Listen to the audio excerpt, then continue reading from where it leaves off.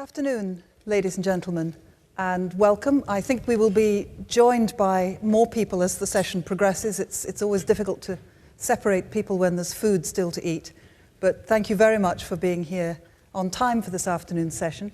I'm Anne Fry, and I'm going to be chairing the session this afternoon. We have a very distinguished panel, so let me start by introducing you to them.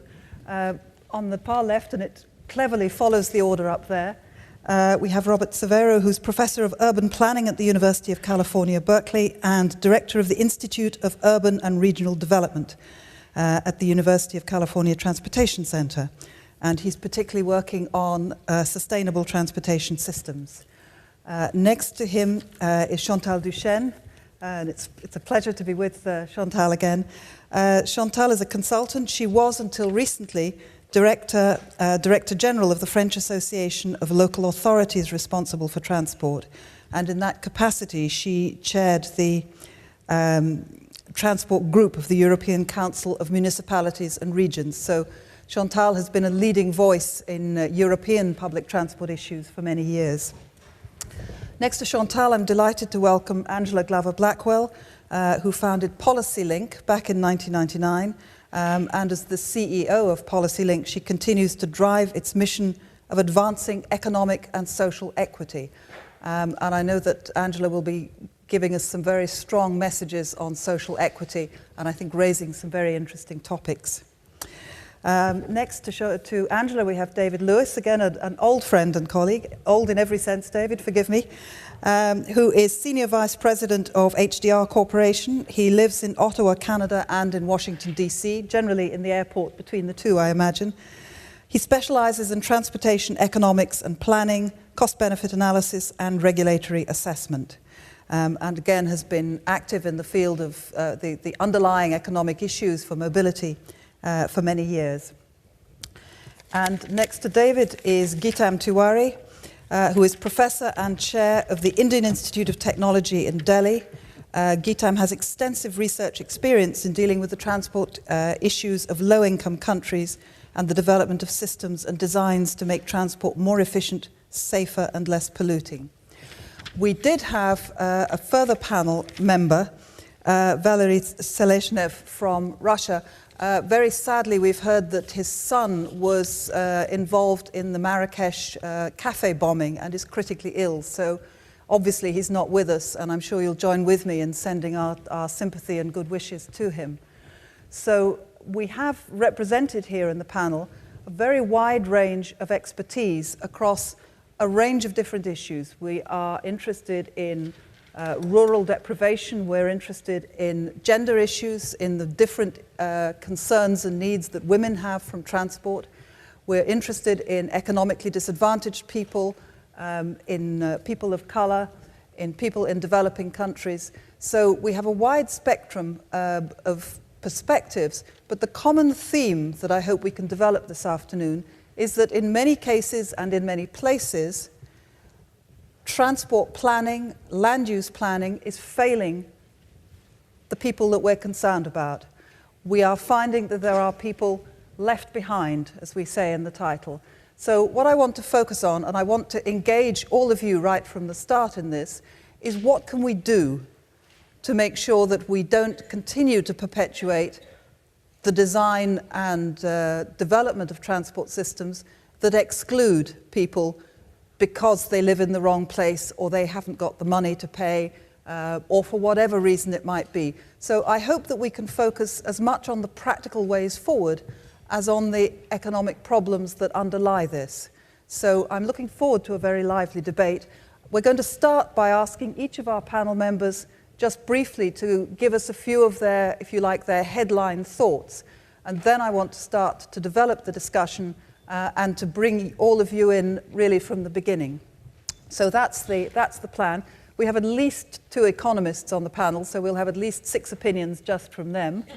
But I hope we will have some common themes that we can develop, as well as exploring some of the disparate ones. So Robert, can I ask you to kick off? Sorry, David, I think looking at it now, I think it probably makes sense to take it that way. I apologize for you. Thank you, Ann. Good afternoon, and I want to thank the sponsors for the invitation. It's a pleasure to be here. I was told I had 4 minutes, and I figure I can make 4 points, 1 point per minute, so let me just sort of launch right into it. I think it's important that this is the only panel that actually has the word access in the title. And to me, it's pretty basic and fundamental, but important that we all know that we don't hop in trains and cars and on bikes for purposes of movement. It's really about people going to places, and access really is the term that I think really gets at the core why we're here. We can enhance access, obviously, by speed, but very importantly, we can bring point A and point B closer together through good urban management and land use planning. We heard this morning quite a bit about mobility as a right or a social entitlement, and I would submit access is very much the same. Even in advanced economies like the United States, 30 to 40% of the population does not have access to a car. They're too young. They're 16 years or younger. They don't have a driver's license. They're too old, or their eyesight challenged or infirmed or frail. They're disabled, or perhaps they're too poor. And then in the very poorer countries of the world, 85% in countries like Bangladesh do not have access to a car. So if we have car-oriented cities, very much products of the industrialized, modernized world where origins and destinations are so far apart, the only way to get around is by mechanized transport. Those folks are very much left out in the socioeconomic life of the city. So to me, it is a moral mandate that given the preponderance of large segments of the population that fully cannot participate in all of societal offerings, that every bit as much as I would say sanitary facilities, potable water is a right, so is access. The second point I guess I'd like to underscore is affordability is an important part of access.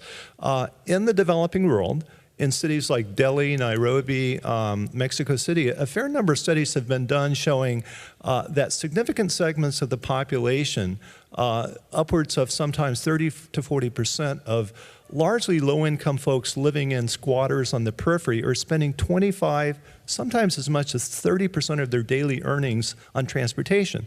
Basically what they're trading off is very cheap housing on the periphery, but very high transportation costs. And they're not accumulating assets of any kind of wealth. So it's, you know, in countries like Brazil, they set a normative maximum of 7% of income should go to transport. Anything above that, employers are supposed to pay. That's the Transport Valid program. But the problem is, even in Brazil, half the labor force in the informal economy. So how do we create affordable transport, I think, is a very big challenge. Part of it in the developing world is there's not good quality public transport. They're dependent on informal, multiple service providers that set market rate fares, and often they have to pay 2 to 3 different jitneys and jeepneys and collectivos that collectively really take a big share of their income.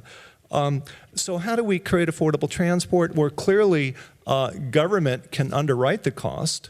And we've had a lot of experiences with that, high subsidies, but it's not necessarily financially sustainable, particularly in these cash-strapped times. So how, you know, probably the best way we can do it is try to drive down costs, contain cost, and maybe competitive tendering can do that. We've had a lot of experiences with that. Studies suggest you can maybe reduce operating costs for public transport by 40%.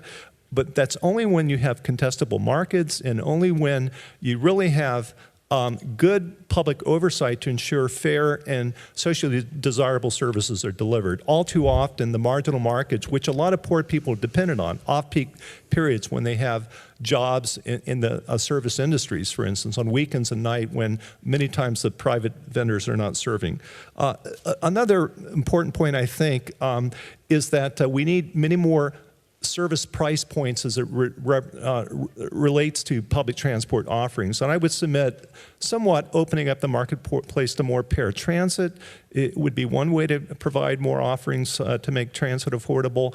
One of the issues, though, is we've largely subsidized transit through what are called provider-side subsidies going to operators. All the experiences tell us that generally gets leaked away in higher wage rates without commensurate improvements in services.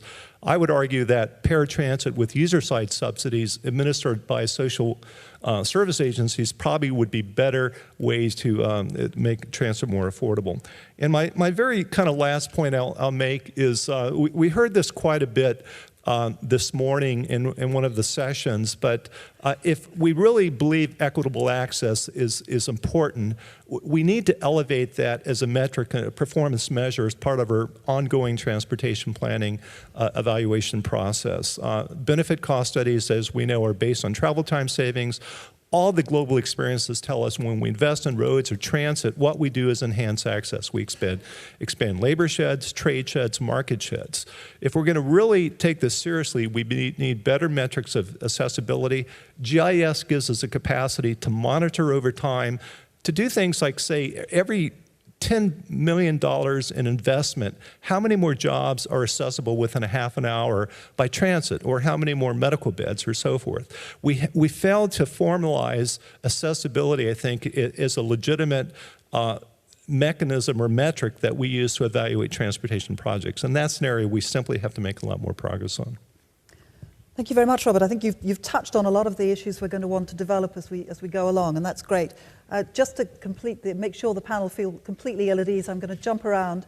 And David, I'm going to come to you next, because I think that Robert's touched on some of the issues that you're also going to pick up. Thank you, Anne.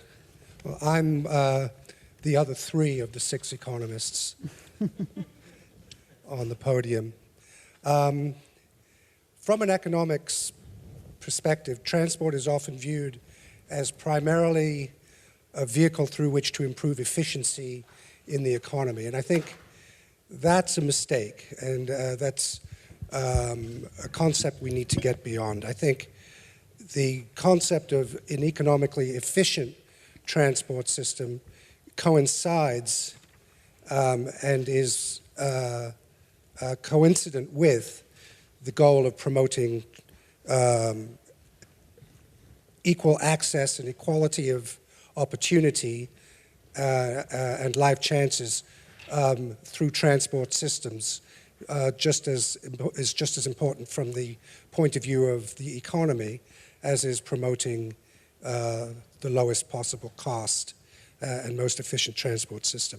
There's ample evidence of an economic role of transport in promoting better living standards, diminished inequality, and greater well-being among all groups in society.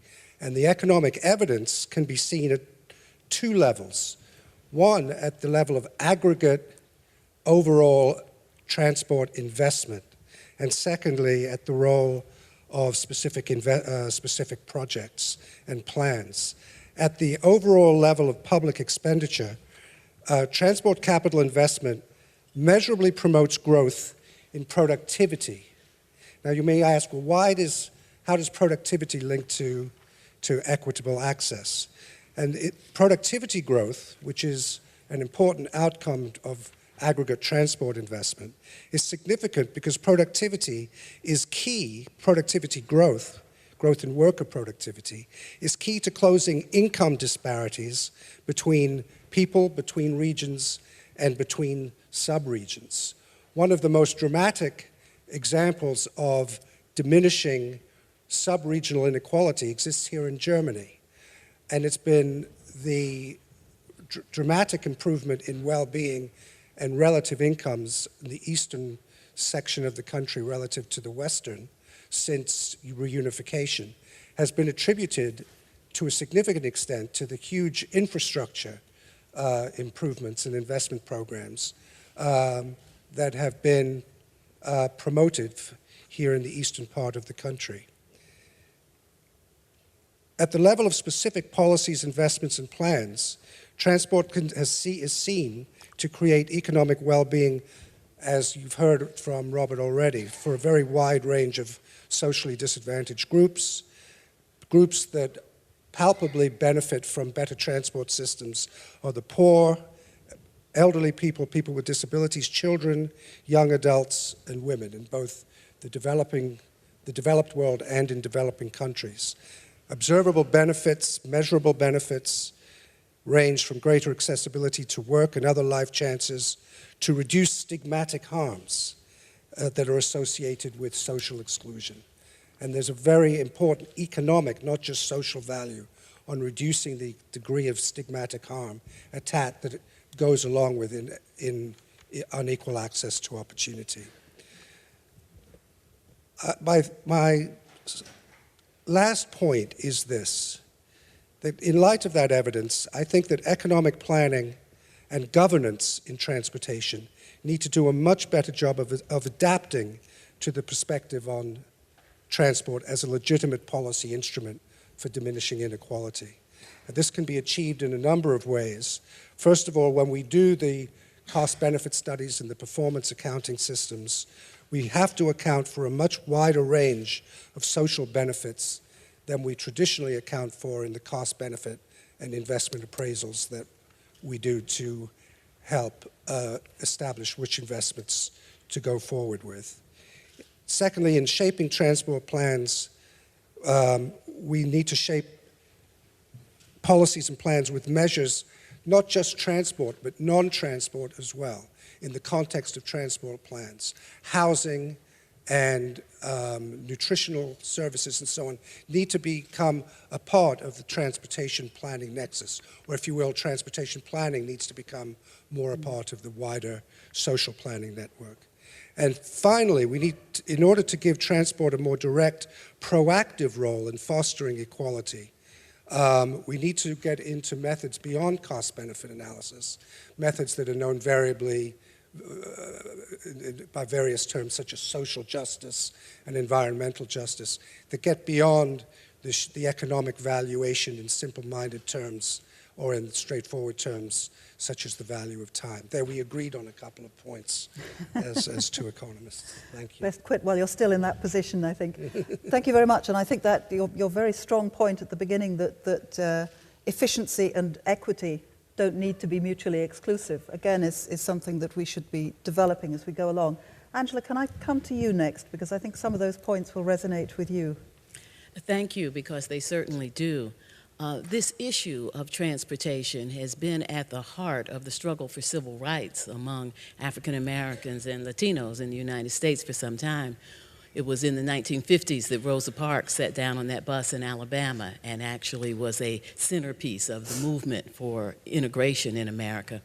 We just are celebrating 50 years of the Freedom Riders, those courageous college students that sat down on buses to really show that people could travel from one state to another with dignity in the United States. And busing was at the heart of the school integration struggle.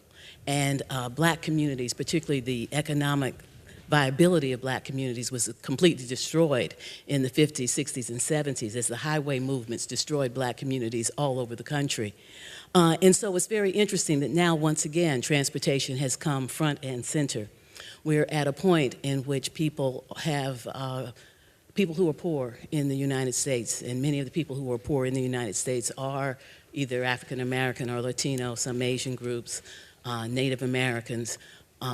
People who are poor, for them, where they live has become a proxy for opportunity. It's where they live that determines whether or not they get to go to a good school, whether they live near jobs, or whether they live near public transportation that can connect them with jobs. And as we think about this, it's really quite devastating for so many families. The bottom fifth of the people who live in the country, economically, the bottom fifth, spend 42% of their income on transportation, on automobiles. That there was a recent study that just came out from the Brookings Institution that found that 2/3 of low and middle income jobs are not accessible through a one-way 90-minute transit commute. And when we think about the distance that people have to travel to get to jobs, when we think about how many people don't have cars and are dependent on public transportation, and how many of them in the United States are of color, it sounds like something that could be a problem for special interest groups. But we've become a nation, we are rapidly becoming a nation in which the majority of people in the United States will be people of color. Right now, 36% are. By the year 2040, 2042, the majority of people who live in the United States will be of color.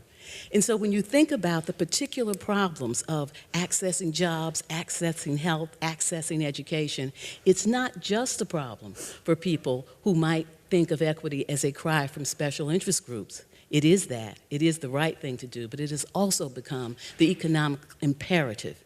So that if the nation is to thrive, we have to figure out a way to connect everyone. And so this issue of transportation is one that the civil rights groups are all getting organized around, because if we don't figure out a way to extend and expand public transportation, people will not be able to provide for their families or themselves. And so quite a robust agenda is developing in the United States about how to integrate transportation into all the other issues that are essential for inclusion. Thank you very much. And again, I think a lot of points that we'll want to develop there. For me, I think your point there about this isn't about special interest groups or minorities.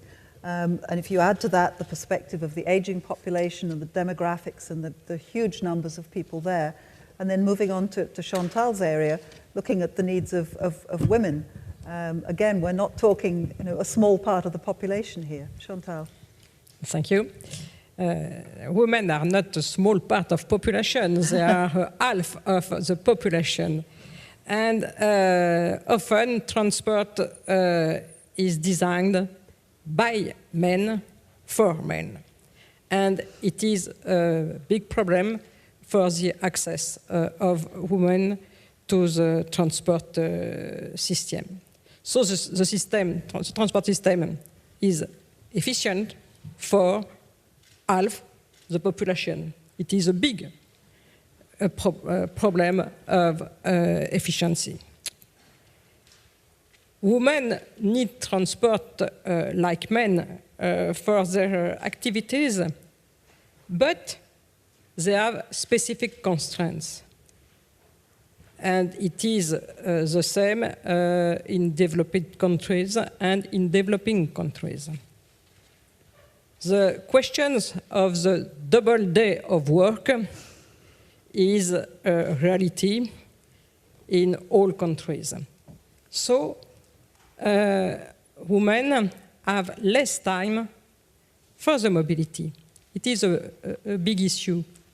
And in the same time, generally, they have less access to mechanized or motorized modes, and they use transport less efficient, like public transport, like transport by foot. So the problems for women with transport, it's a problem for their own activity.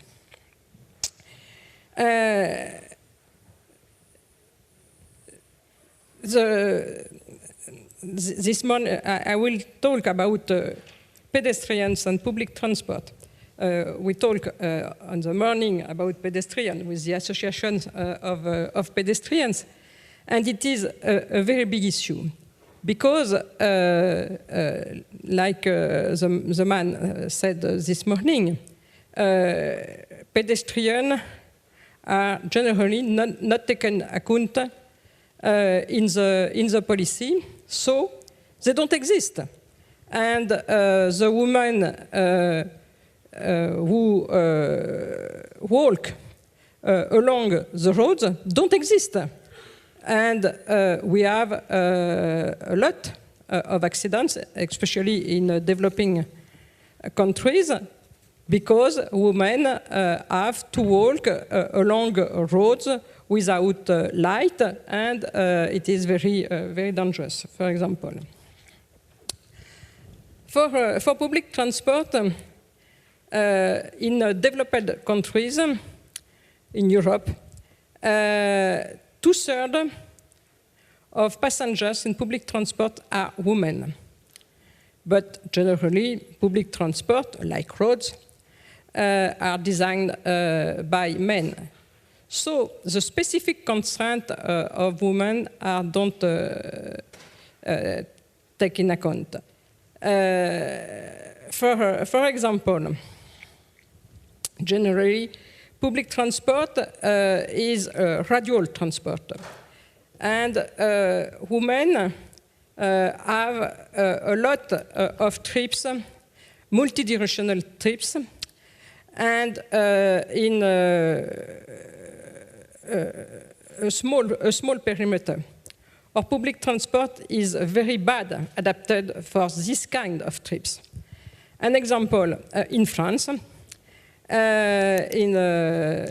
Paris region, the woman who worked in an hospital in the north of Paris region have to go to their work by foot when they start early morning or when they finish late on the evening or during the weekend, because there is no line of public transport between their home and their work. And it is the same for a lot of poor, because they have business early morning, late in the evening, and so on. It is this kind of problem of unequal access for women. And the last thing,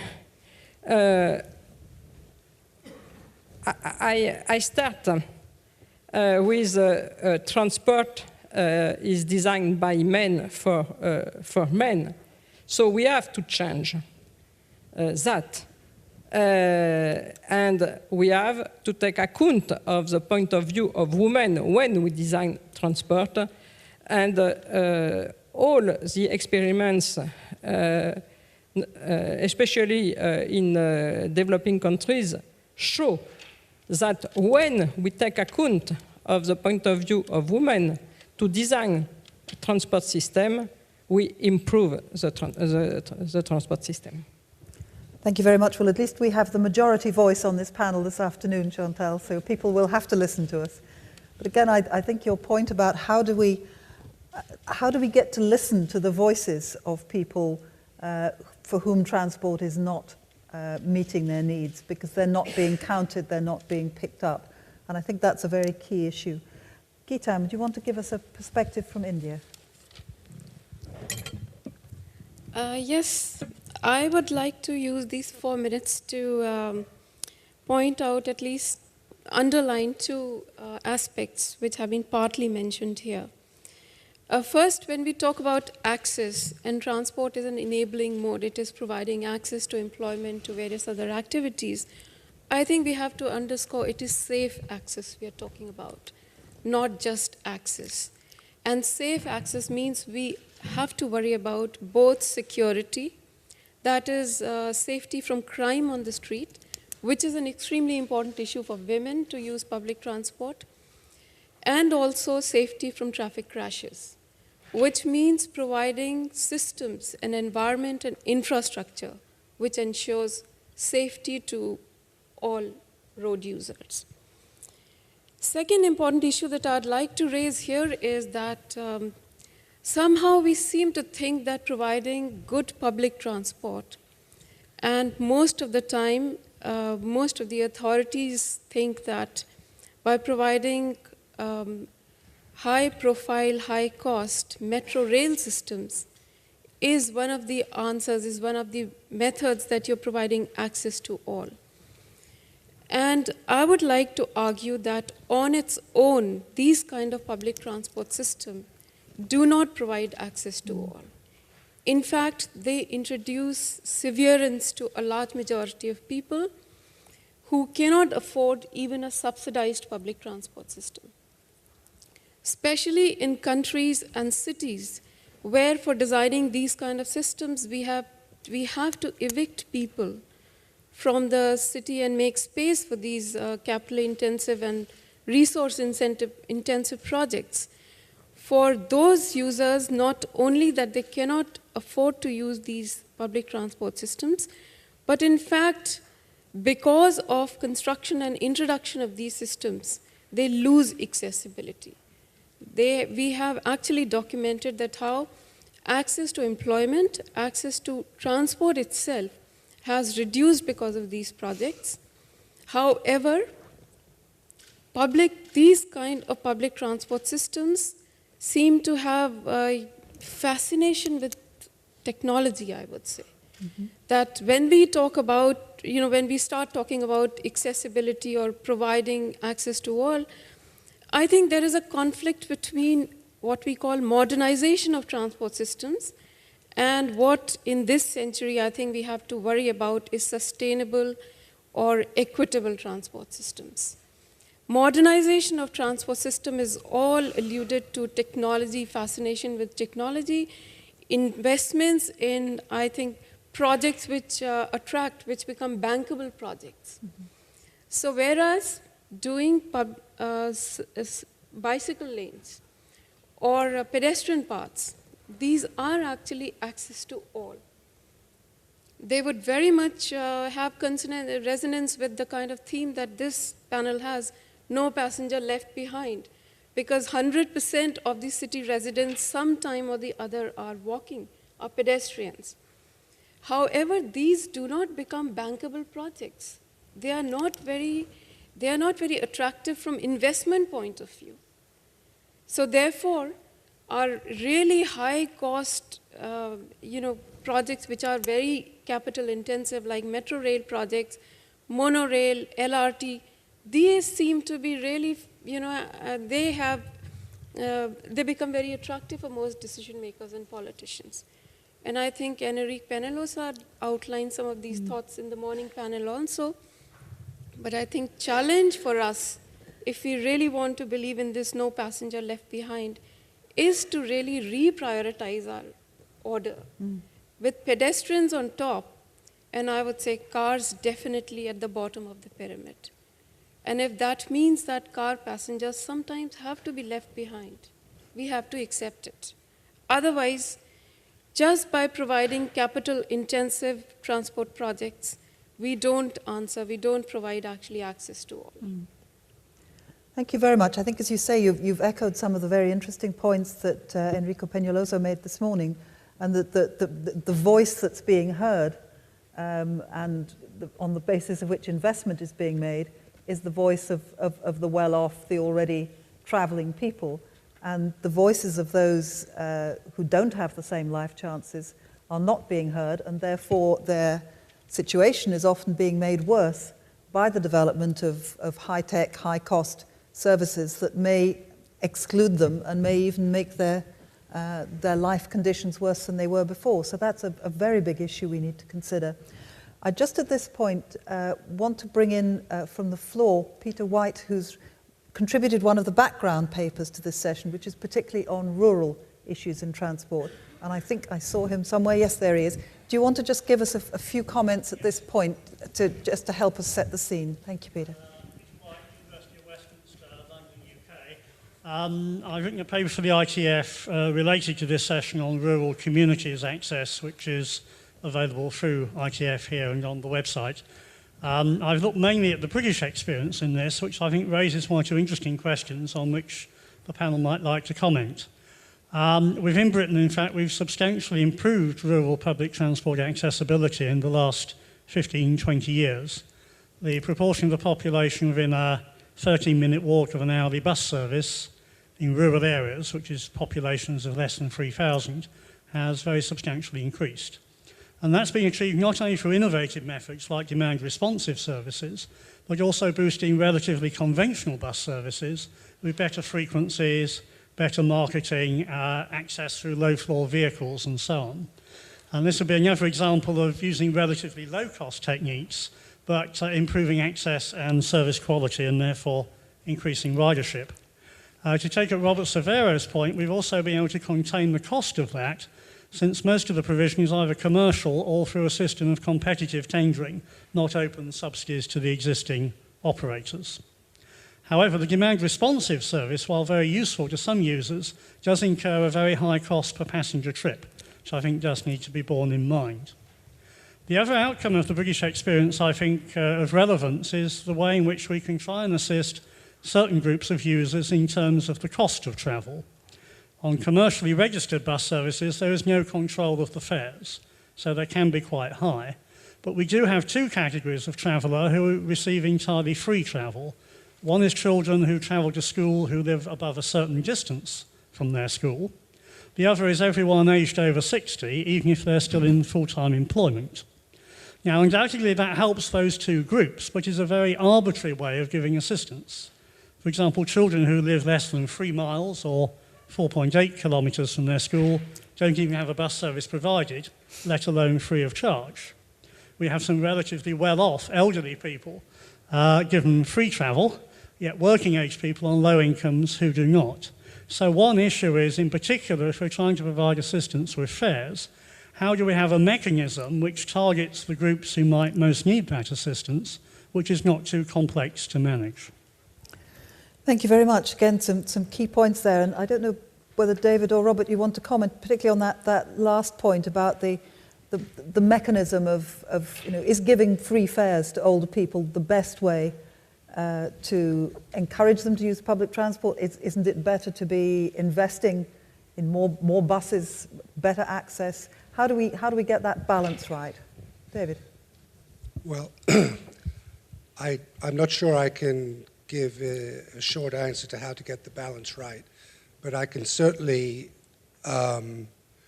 agree with the proposition that free travel is not necessarily the attribute of travel that consumers, including elderly people, people with disabilities, women going to multiple destinations and trip chaining. Low or free travel is not necessarily what is valued most highly. And I think the idea of free travel has been politicized and greatly simplified. In studies that I've myself done and seen, where we said, what are people, what would people prefer given their own predilections? More reliability, even among low-income individuals, beyond a certain point, more reliability in demand response systems, for example, is valued more highly at the margin than another couple of percent or even a large percentage reduction in the fare. So I think the economics profession, speaking for my own profession, has a lot of work to do to catch up in terms of trying to value not that just what's easy to value, such as lower fares. You can put a monetary value on reducing the fare just by subtraction of the old fare from the new fare, but on valuing the hard to measure attributes of travel that people actually give importance to, such as reliability and frequency of service. And I think we'll find that free travel is not by any means at the top of that list. Thank you. I'll go to Robert and then to you, Chantal. I'll just pick up on the point, Peter, you made about seniors many times having enough income to pay for fares, because it's, we provide in the U.S. and many countries concession fares where if you're young or old, you pay a cheaper fare, and many folks have the income to pay, and it becomes a somewhat an inequitable form of horizontal cross subsidy that's going on. But in the grand scheme of things, those subsidies pale in comparison, obviously, to the subsidies to motorists. So in many ways, that doesn't bother me too much. But I would submit that, the way we generally process subsidies in most countries is it goes to public transit agencies. Public transit agencies oftentimes don't use it to really expand services or lower fares. They get consumed or leaked away in the form of higher compensation packages, higher wage labor rates. Simply, there's not the incentive to become efficient when someone else is underwriting the cost of your services. So I would say a fundamental challenge, again, would be if we want to help seniors to have social or human service agencies issue vouchers, or for the poor, whomever the group might be, open up the marketplace to more service providers, including flexible routed demand responsive door-to-door services. Let people have the vouchers to pay whatever the price is for that.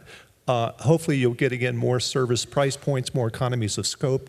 I mean, the dilemma we have oftentimes with public transport is 80 to 90% of travelers have two choices. That, it's either a fixed route, fixed schedule bus that comes by every 20 to 30 minutes, or drive or have your parent or someone else chauffeur you. It's not really a lot of choices. So whatever we can do to enrich the marketplace, channel the subsidies to the intended beneficiaries, the needy population, not broadly public transit agencies, I think we're going to get a better product that meets the needs of the intended markets we're trying to serve. So, Thank you. Chantal. Yes, I agree with the other speakers, but I like to add something. In public transport, the fare system is designed for regular users for the same trips, and not for not usual users or irregular users. Or we have a lot for poor people. Often they work only some days or some hours, and they have no regular work. So they cannot have a monthly pass, for example. Or the monthly pass generally are subsidized and not the single ticket. So the fare system is a problem for the people who have irregular activity, irregular trips. For women, it is the fare system. It's also often difficult because when they travel with their children, because it is very expensive to travel with 2, 3, 4 children. And very often there is no system of reduced fares for the kinds of travels. Thank you. Anyone else want to pick up on that, Angela? I just wanted to pick up on the rural part of it, because the rural issue is so important in the United States. So many people in the United States who are being left behind are living in places that have been left behind, places that have not had the infrastructure investments. And the rural communities very much suffer from this. 2 issues that we've been working on at PolicyLink. One is infant mortality, and the other is trying to help children have access to high-quality education. In both instances, in working in rural communities, we found that it was transportation that was really at the heart of the problem. In the infant mortality issue, very often the services that would be available for prenatal care are at great distance from where people live, and without a transportation system, they can't get there. In trying to figure out how to make sure that poor communities have not just access to good schools, but all of the supports that go with high-quality education, it's so difficult for the children to access multiple things. And the last issue we've been working on, where this issue has come up, has been obesity. We have a real epidemic of childhood obesity, and while it's a huge problem in the cities where many low-income, particularly black communities, have no access to grocery stores, surprisingly, in rural communities, there is a real problem in terms of having access to food. Grocery stores aren't there, corner stores are too distant, people can get to the Walmart, and if that's about it for them. And so transportation systems become very important in terms of accessing fresh fruits and vegetables. And I also wanted to comment on the issue about where we put our investments, because we find that we're constantly cutting back on services, particularly bus services in cities. And so many poor people depend on bus services, and we're investing in systems that aren't designed to help poor people get around. I do think we need the full array of transportation investments, but we also need to invest in operating bus systems and keeping them up to speed and having them run frequently and at prices that people can afford, because that is so important. Absolutely. Gitam, did you want to? Yes. Thank you. I'd like to pick up another point from this, and that is often it is said that we can provide a good public transport system, people cannot afford it, so we should subsidize. And there comes the issue of fare subsidy. However, an important issue is really, and this starts with the vision of the city. What kind of city do we want? Because if the poor people are living far away from the city center, they need access to job, and if we subsidize it, if we subsidize the public transport system, Is it answering all their needs? The answer is no. Because with subsidy, maybe to some extent we take care of the economic necessity. However, this does not answer time poverty. And especially for women, because they have to do multitasking. And when they're so actually living close to place of work, where you can have access to employment and other facilities, only, I would say, zero emission modes, which is walking and bicycling, also does not involve cost. Both are very important for poor households. So for that, it means that we have to envision a different kind of city. We have to allow poor people or people with low incomes to live very much in geographical proximity to where your employment is and where your rich people are living. Because that actually reduces your dependence on formal transport systems. And then your question of fare subsidy doesn't arise. Thank you. And in a way, the whole agenda on social equity ties in with the agenda on efficiency and the green agenda, in that if we recreate neighborhoods where people are more self-sufficient and where things are within easy reach, you address at least some of these problems.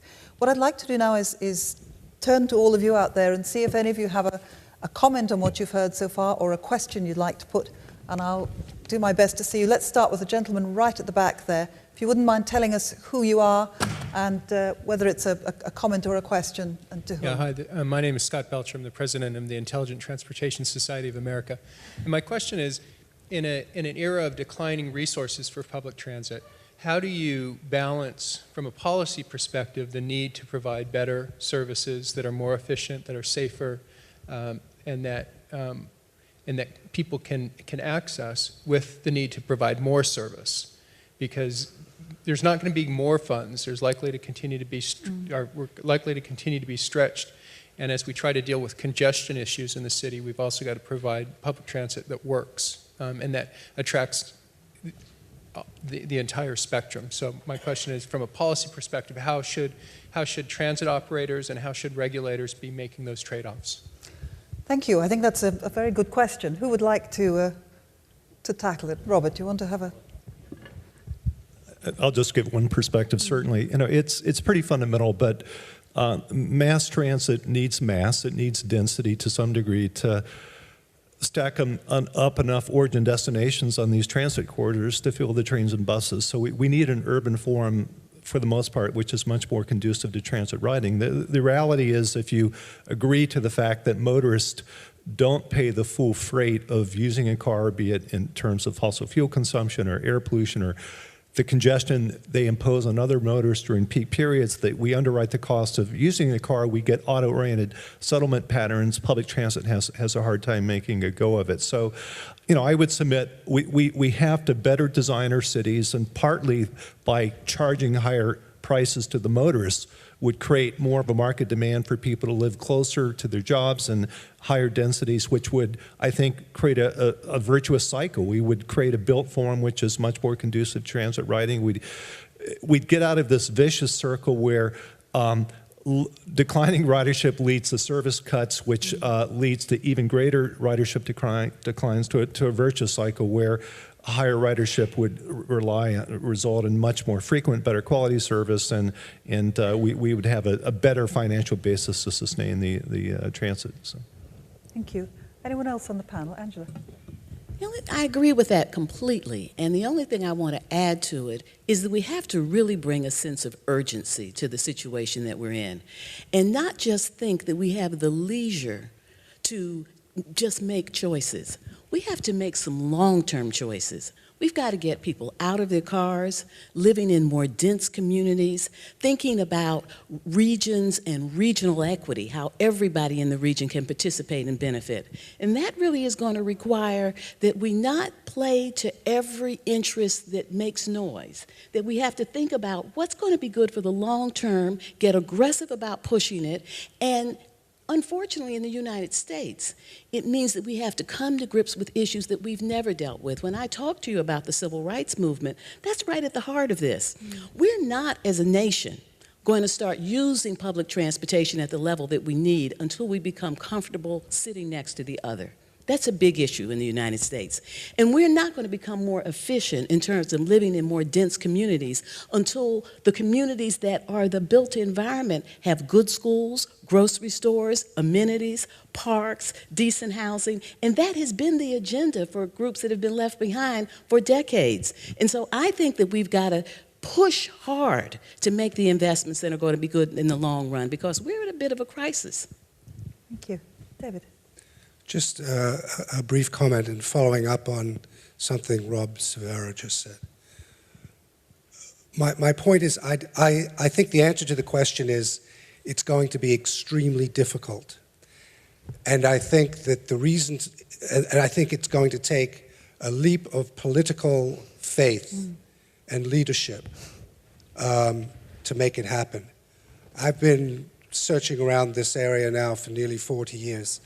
I've come to the conclusion, and I sound like the broken record that economists often do sound like, that until the automobile user faces the true economic cost of the resources they're using up, we, as automobile users, are using up, until we have that dreaded phrase, congestion pricing or tolling or what have you, until the automobile subsidy is eliminated, we're going to have a huge distortion in the allocation of resources that favor roads rather than the modes and choices that I think society truly values.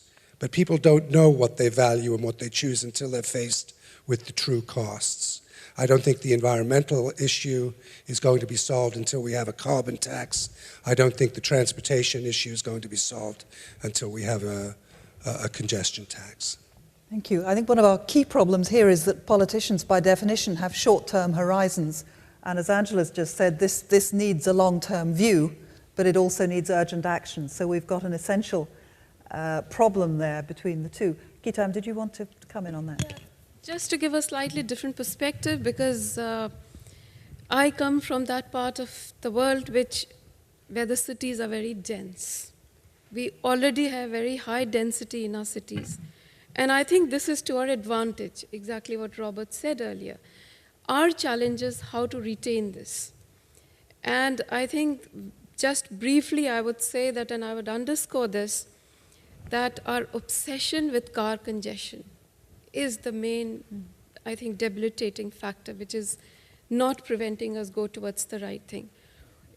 As experts, all our calculations are around reducing car congestion.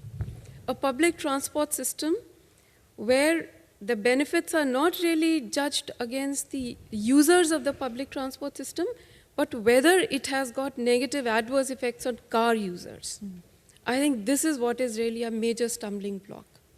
And once we move away from it, and we have to come up with some different measure, either we say that the success of a project should really be judged against, has it removed barriers for pedestrians and bicyclists and all road passengers that we are talking about. Unless, as economists, we come out with those methods and we are able to convince the decision makers, I don't see us moving in that direction at all. Thank you. That's an interesting point. Anyone else from the floor? Yes, I've got one right here. Thank you. Marie-Yvonne Plessis-Fressa, I worked for a long time at the World Bank, and we touched on this. At the World Bank, the urban transport is either with transport and with urban. And what we have seen is that when we have transport people, just like Gitam has said, working on resolving the problem of flows of traffic, we have made designs that when they were made by urban managers who were looking at the population, get completely different results. And we have had two cases like this. We have had one in India and one in Quito, where the two designs that came were different. And the problem we have had is that even in the better case would be Bogota, where we have seen Mayor Peñalosa this morning, where there was a city which was really bipolar with the poor, located, and the design, the flow of the traffic, the mass transit done to reach out to those places, then we have had somehow a very sensitive, inclusive urban transport system. However, even there, in Bogota, they have discovered now that they have 5% less women riders than they should per the cut for wealth, when they divide by wealth. And they don't reach out, they don't manage to get it accessible to the poorest women and to the more disadvantaged population, although overall they have made the city more equitable and better for everybody. So we do have the necessity to combine two ways of planning in order to reach out to the more disadvantaged, and in particular women and the poor. Thank you very much. It's a very interesting perspective. I think what I'll do is take one or two other comments and then come back to the panel. Gentleman here, yes, with the, sorry, to make the microphone people run. Thank you. Thorson from the International Federation of Pedestrians. Just an example of what has happened in the last years in Europe. European Commission has defined that it will be needed to have special audits for safety on new, especially roads, transport system. Why? Because the technicians dealing with roads, they don't know about safety. What's happening with the transport systems? Maybe I shouldn't say the same here, but isn't it so that we will need independent pedestrian audit or access audits to transport systems, because the planners of the transport systems doesn't know about how to reach these systems. Yeah. And maybe especially, and I'm glad to hear the three women in the panel here, speaking about all these, let's say, minor problems, which gets big when you have to access points. Also when you have to shop, you have to take your pram with them, the children, many other things. And that we will normally not think about when we plan. So please, let's say, try to include, and I think your comment was right just now, when you combine municipalities with the transport systems, you can get better results. Because normally the transport systems are planned without taking into account what's around. So, well, we have much work to do. Yeah. Thank you. Thank you. That's certainly true. And I think that brings us to a point that I want to develop in a moment, which is how do we measure and evaluate, how do we know that we're listening to all the right voices? But let me take a comment from a gentleman here first, 3 rows back, if we can have a microphone. Sorry. You could put your hand up again. No, it wasn't. It was, sorry, it was the gentleman here. That's it. Thank you very much. Thank you very much. Does it work? Oh, yes. Yes. I'm from the European Blind Union. I want to direct your attention on one aspect that has to be considered, and that was raised just by the gentleman who was speaking just ahead of me. That is that we have to consider when planning transport or when rehabilitating the transport system, the needs of people who have special needs there. For example, handicapped people and so on. Our society nowadays is more or less directed at repairing things. We first build the streets and then we find out that there are problems and then we try to solve that. That is enormous inefficient of costs, because that repair work we have to do is more cost consuming than just when designing a street or when designing public transport, considering the needs of elderly people. Our society is getting older and people can't see where the buses go, because the signs are usually in red and are not with the required contrast, that the visual contrast, that they can be seen, identified.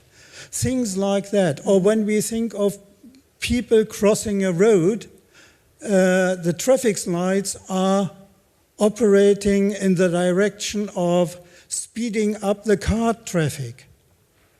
People that are slower when they get older, they need more time.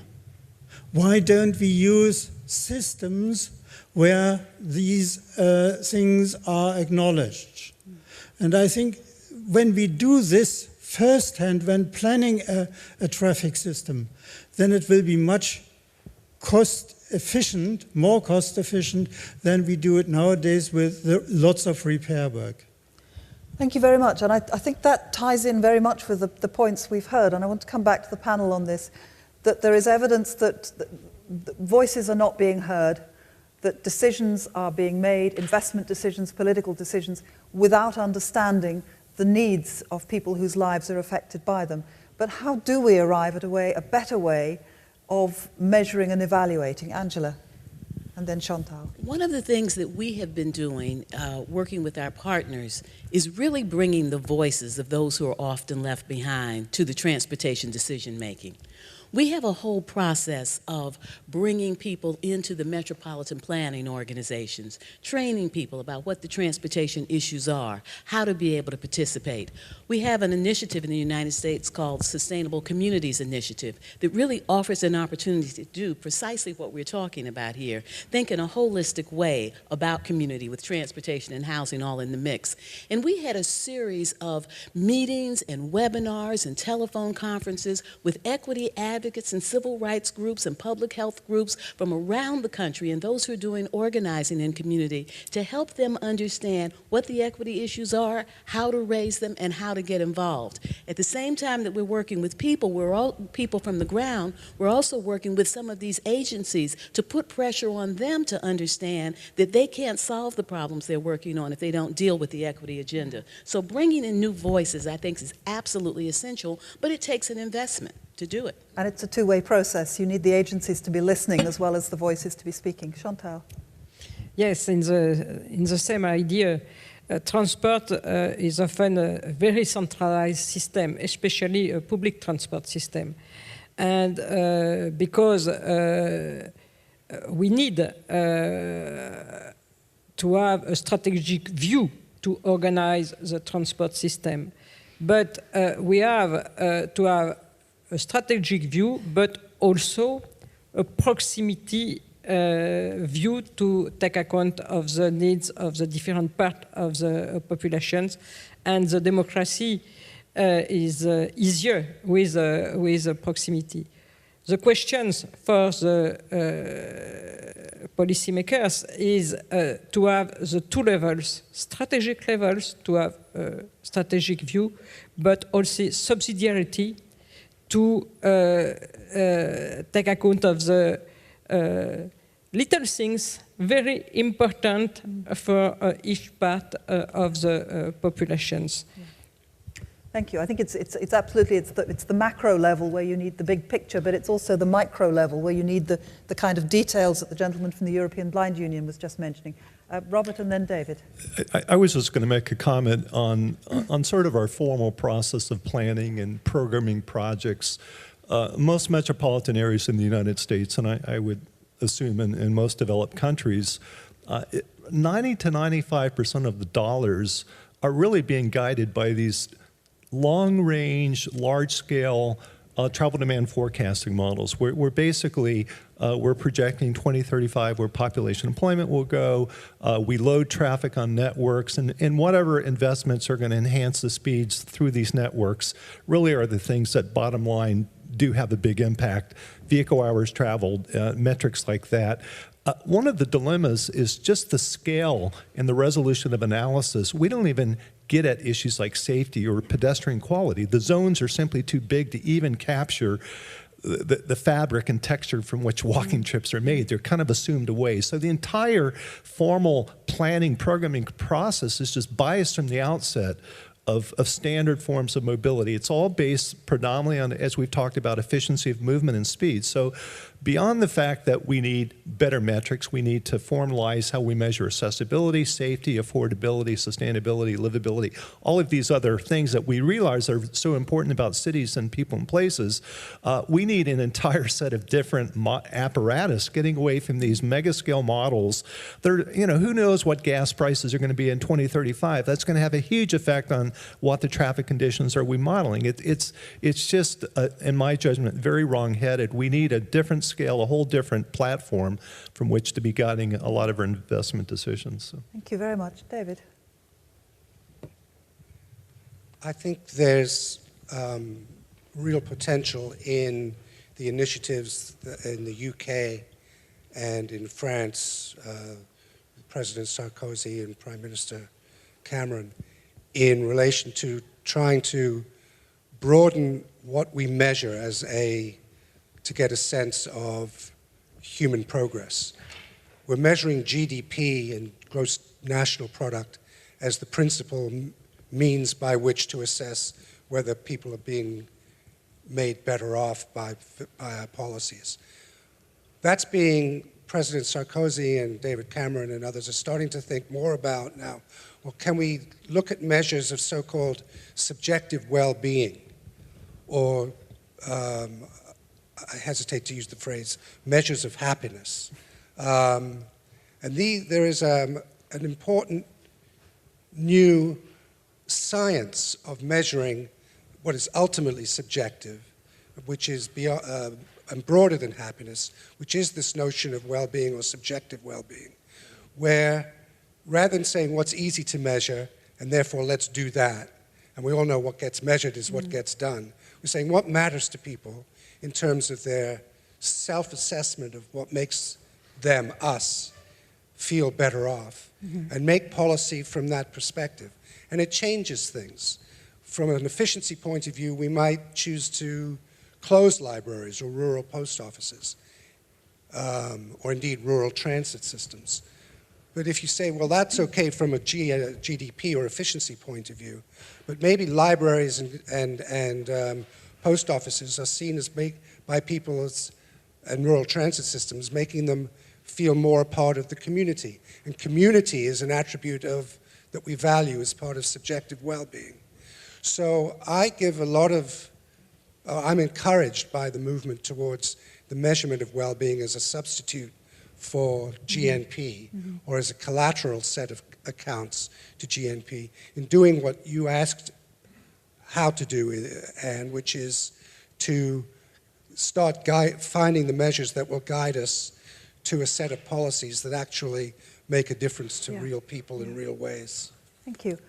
Gitan, did you want to comment on that?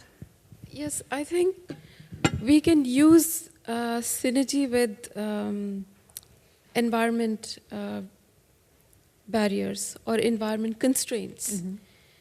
Because if we believe in CO2 and global warming, then I think this presents a huge opportunity for us, which has a synergy with reducing CO2 emissions at the same time providing equitable access. And just before Copenhagen Summit, Lancet published a very interesting study comparing London and Delhi and creating scenarios, 4 scenarios created, and actually showing that despite all technological interventions, the best technology available both in London in 2030, if we are able to do that for transport sector, the difference in CO2 emission is going to be marginal. However, when you create a scenario where we are able to invest in creating active transport scenario, which just translate to making better pedestrian paths and bicycle paths, not only it improves your ridership on public transport with huge health benefits otherwise, and major dent in CO2 emissions. So I think it's these kind of synergies that we have to start looking around and building, because it is actually answering both. It is talking about equitable access at the same time giving us transport a climate benefit. And building, without that, it doesn't happen. No. And you're building on David's point, if you like, about measuring well-being, Yep. which can be in different ways. Angela? I wanted to say something about the measurement. I very much like the idea about the happiness index. I've been hearing about that in lots of places. But stepping back a step before happiness and thinking about health, the health impact assessments, it's a way of looking at decisions that are being made and asking what the health impact is. And we've been involved in Minneapolis-St. Paul in Minnesota, where they're doing a long light rail system and asking what will be the health impacts. And what we have brought to that conversation is thinking about equity as part of the health impact. And through a community-based process that was very authentic and very careful, the community lifted up that the issue for them was making sure that there was affordable, attractive housing along the corridor so that people who were low income could have access to it, that they wouldn't have to travel just to get to the light rail, and then put forward before the city council an inclusionary zoning ordinance that would have required affordable housing in every one of the transit-oriented development stops along the way. And it was fascinating to me that asking the questions about health led to the answer about housing, because housing is important for health and well-being. So I like the health impact assessment being interjected into transit conversations as a way to get at fundamental issues as well. Thank you. And also bringing out there the point that it's land use planning and where you put the houses is just as important as where you put the transit. Anyone want to pick up on those points? I see several. Let's take the stripy gentleman first. Thank you. Hello, my name is Nuno. I'm working for ICLE, Local Governments for Sustainability. Sorry, and I just want to talk or to tell you about a project we are coordinating, because you were referring about indicators and what we are measuring and how it is important to select well what we are measuring, because it's what's measured is what's getting important and what's getting valid in some way. And so we are developing a project called Eco-Mobility Shift. So we are working with several municipalities, and our goal is really to attribute a label in the future, a label which is able to recognize differences in achievements in terms of eco-mobility. And of course we are starting to develop a set of criteria, of indicators. I think we are going to have 3 different labels. Well, for different labels, of course, cities will be, for example, for bronze label, cities will not be required to have such a high investments or achievements in terms of eco-mobility. If they want to have a gold, then of course they have to perform better. The underlying logic is really to help cities to improve. As you know, of course, local governments are the main actors responsible for improving conditions for pedestrians, for cyclists, even for public transports most often. So I think this project and this labeling scheme, which is going to be tied also to a quality management scheme, it might be a good driving force to have cities, to invest more and more in eco-mobility, in sustainable mobility. Thank you very much. Let me take some other points. Gentleman at the back on the aisle here.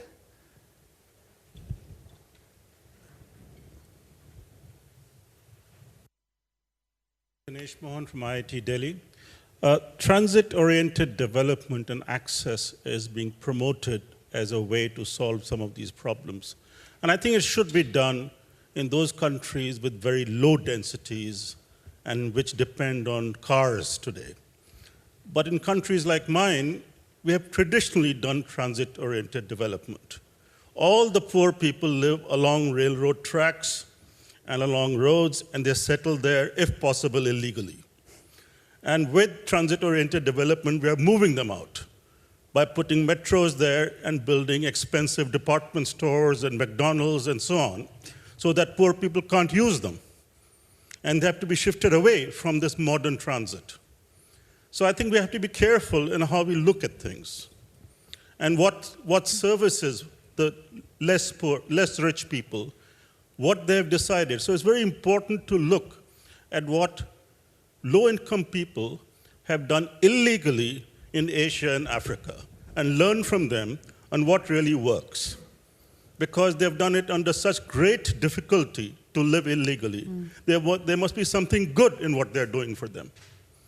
And I'm not talking about cities where there have been, bad mayors and governments, fascist governments, which have moved poor people out. There are cities which are inefficient democracies, where illegality flourishes, and from them we can learn what works in the real world and make it better. Thank you. I think it's a very interesting point there. Other comments? I've got two hands there. Let me take the lady first and then the gentleman.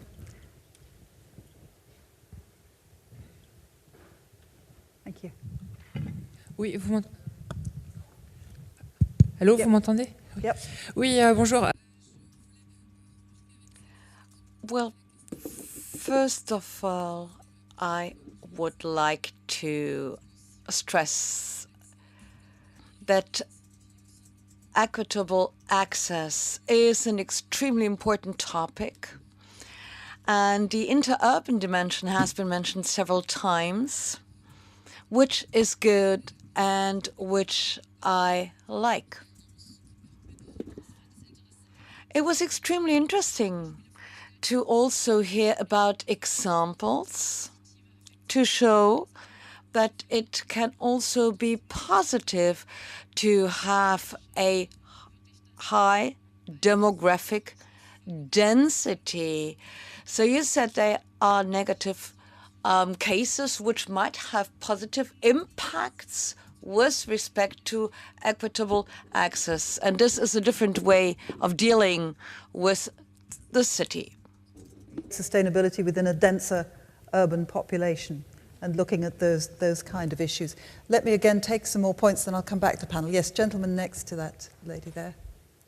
My name is Thomas Haupt. I'm from Germany, from a transport planning company.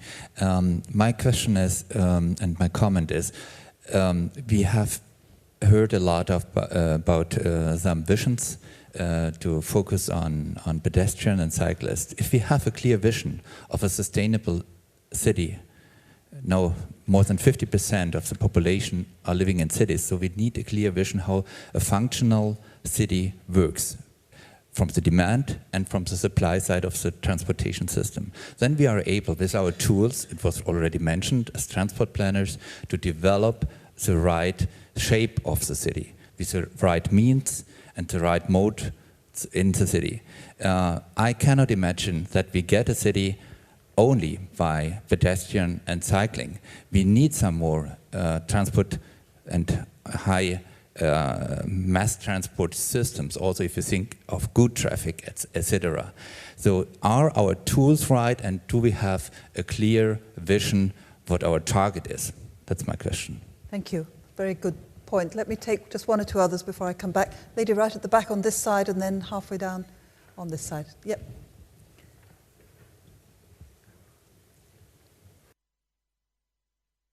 Hello, Ariane Dupont from ISTA, France. You will recognize with my French accent. No, I have a question about the exceptional situation, because until now you have spoken about situation on daily basis. But what we have noticed for Katrina or in Japan with Fukushima, and not the tsunami, but in this kind of situation, there are many passengers left behind in the stricto sensu. So poor people, aging people, and or two female people who cannot escape a certain area and are left by the emergency services. Do you think about specific plan for this kind of situation to be sure that some passengers are not left behind? Thank you for that. Let me take one more, Julie, here, and then I'll ask the panel to reflect on those points. Julie. No. Yeah, you're there. Yeah. I'm Julie Babin. I work at the World Bank, and I was very happy with to hear all the very good comments. Going back to the last comment previous to this lady, I think in terms of models of good cities that we see in terms of urban development, we've seen that in Seoul, Korea, in Hong Kong, there are models that are beginning to develop that are very good urbanization plan that have really done turnarounds in terms of limiting pollution, reducing rapid urbanization. And this is what we are trying to increasingly focus our efforts on. The problem of urbanization is really where we need to focus our efforts on because of climate change, because of the ongoing rapid urbanization, motorization. But this also brings really big momentum to reaping off the co-benefits that we've been talking about. We are not looking for big costs to be added. I think going back to your point about, are we getting rid of public transportation? I don't think this is the case. What we're trying to advocate for is really the trip chain, going from your home or your destination using the public transport system. And I think this is the link that we've been missing in the push for development. So looking at those co-benefits and in the context of low budgets, the benefits that we can reap focusing on the pedestrian environment, on bicycling, on accessibility features for disabled, for women, for the elderly, will benefit all. I wanted to make those points just to sum up on my perspective working on different developing countries. Thank you. Lovely. Thank you very much, Julie, for that perspective. We're running very short of time, so no pressure panel, but you have about a minute each to give us your gems of wisdom on what is the way forward based on what we've heard, the key issues that have come out. What should we be doing different? Where are we seeing things that are showing us glimmers of hope? Who would like to start? I'll pick on one of you if you don't volunteer. Angela, thank you. What I picked up from this panel is that circumstances call for different kinds of strategies, that we need to have goals, and goals should be for everybody to be able to participate, that we need to think about what it is that stands in the way of access and participation and tailor our strategies accordingly. This is obviously a situation in which one size will never fit all. Yeah. Thank you. Chantal.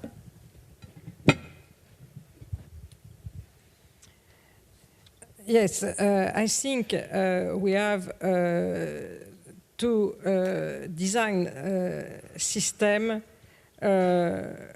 more with the population and not only with the lobbies. And it is also a problem. Transport is necessary for all the activities. So each people has to give his point of view. And we have to organize this kind. It is very, very important the relationships between transport and society. The second thing is the question of technology that Gitam talked. We think only very technological system, and this kind of system are very the word in English, not resistant with big problems. Mm-hmm. We have two things: system resistant, disaggregated to resist to the big problems. Mm-hmm. And the third thing I talk about, it is the questions of the subsidiarity. The relationship between strategic level and subsidiarity to have a system well adapted to all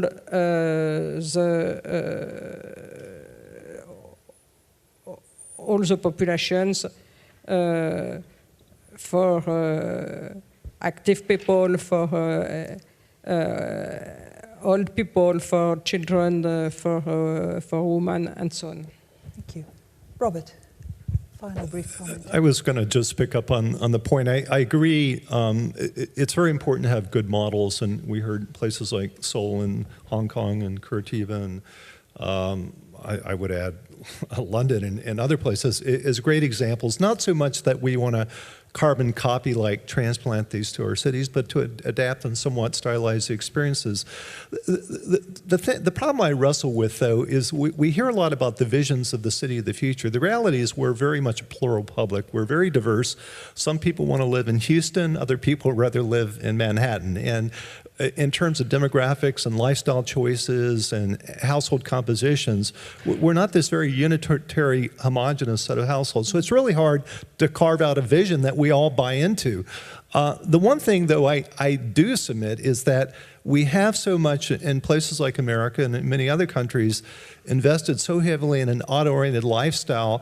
What we're finding is that more and more people don't want to live there, and we're seeing it largely with the mortgage meltdown. Those are the places where housing values have gone down the most. Where housing values have held their own have been in good, walkable, transit-oriented communities. So it suggests to me in many places we're undersupplying those kinds of places. So I would submit we should invest heavily in rapid transit, probably create a more multi-centered settlement pattern where public transit works well in mixed-use environments, and the market would probably sort more and more into those places, and real estate developers would invest more and more in development in those areas. People who choose an auto-oriented lifestyle, so be it.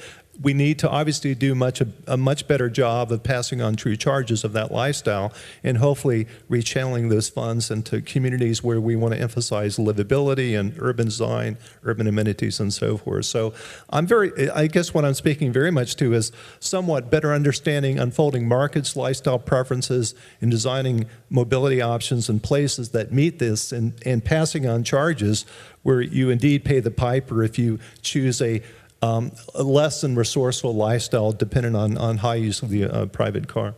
Thank you. David, very briefly, if you would. 3 quick points. Number one, I think we have to garner the political leadership and vote for the sustained political leadership that brings in realistic pricing of carbon and congestion, if you don't mind me saying so. Or let me say pricing of the use of scarce roadway space. I think pricing those 2 commodities, scarce roadway space and carbon, will be the main thing we can do to reveal what people really value, which is a more equitable and equanimous lifestyle for all. Secondly, I think we need to measure beyond the GDP accounts well-being. We talked about that. And finally, I would echo Angela Blackwell's point that we need to engage people in the planning process to a much deeper, less superficial degree than we do routinely in order to find out what people really want, which I believe would lead to a more equitable allocation of transportation resources. Thank you. And Gita, again, briefly, if you wouldn't mind.